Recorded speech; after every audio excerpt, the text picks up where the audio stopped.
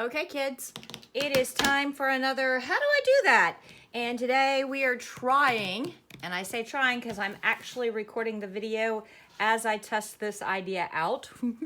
So this may never make it to YouTube. The Magic 8-Ball Fob. And you're going, well, it just looks like a fob. Yes, but I am going to try something different. There's two pieces to this pattern. You have to do this one first, and it's just a felty on vinyl, except that you don't do a back on it. We want to decrease the amount of bulk we're trying. So I'm not going to walk you through this. You know how to do a felty. It's all good. Right now we're going to do the key fob, the front part of it. So hoop up some medium weight cutaway. You're also going to need 2 pieces of marine vinyl. You're going to need a piece of clear vinyl.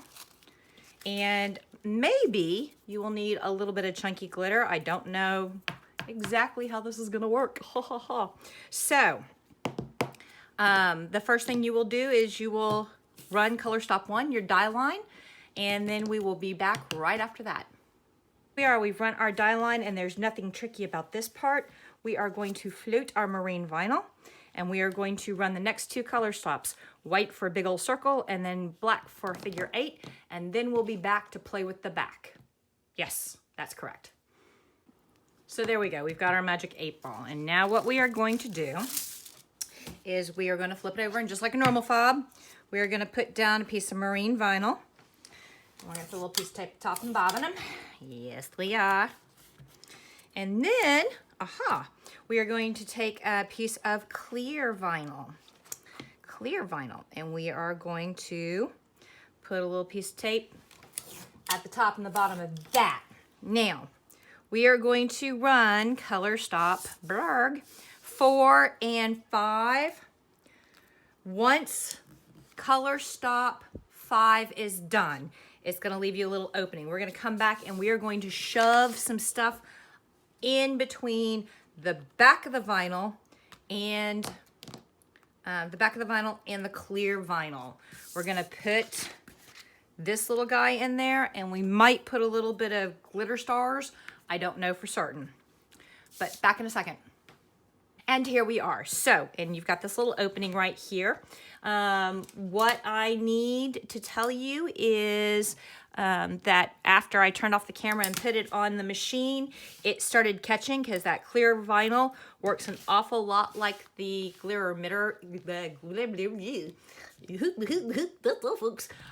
The glitter mirror vinyl, and wants to catch on my stitch plate. So I had to go back and put some WSS. Now I am going to carefully shove my little triangle in there. There we go. And yeah, I think I'm going to try. Party on, Wayne. Party on, Garth. I think I'm going to try to get some of these little glitter stars in there. And I am going to make a mess out of it. I know it because I did not go and get my spoons or my funnels or any of that stuff. I'm just going to try and aim. How's that? All right. And then I'm going to shake it all around. See, if I were using the proper tools and doing this the right way, it wouldn't be a train wreck. But no, I've got to be all, yeah, let's shortcut it. Let's see what happens. Whoa, that is way too much glitter. And I am going to make a mess. Whoa, dang. Y'all, I'm going to have to go get a vaccination. There's craft herpes all over the place. Let's dump some of that out and yeah. All right. Oh my God. Scott, get the shop vac. All right. Let's tap that down. Oh, I am such a train wreck. Okay, guys, don't try this at home. Closed track, professional driver. Blurg. Okay. Are you entertained? Okay. All right. I think I've salvaged that kind of, sort of. We'll see. So now I'm gonna go put it back on the machine. And then I'm gonna come over here and clean up all the glitter stars. And we'll be back in a, wow, I am such a train wreck. We'll be back in a few minutes to see if this turned out. Okay, we are back, and y'all, I think it turned out. So what we're gonna do first is we're gonna trim all of these hairs and jumps and yada blah blah blah. Yeah. And yep. Okay, and we're gonna take up our WSS. And we're gonna take up our WSS. That worked! I know, I sound amazed. If you only knew how much of this is shrug and, okay, let's see if it works. I am probably doing damage to my brand credibility.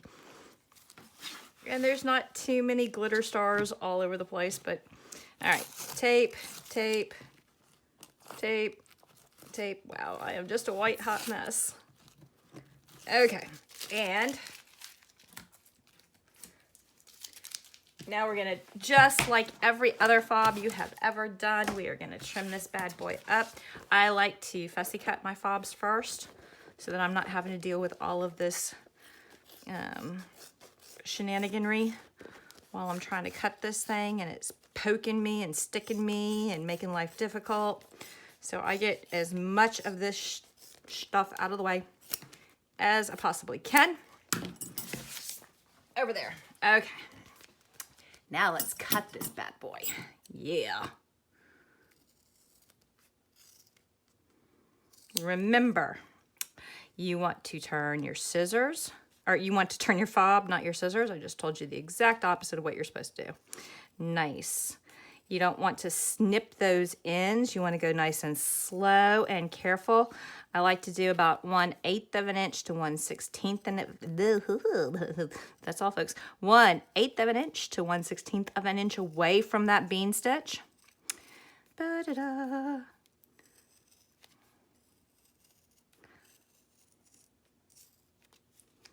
And then you get up here and you get nice and tight, and then you turn and you go all the way down there.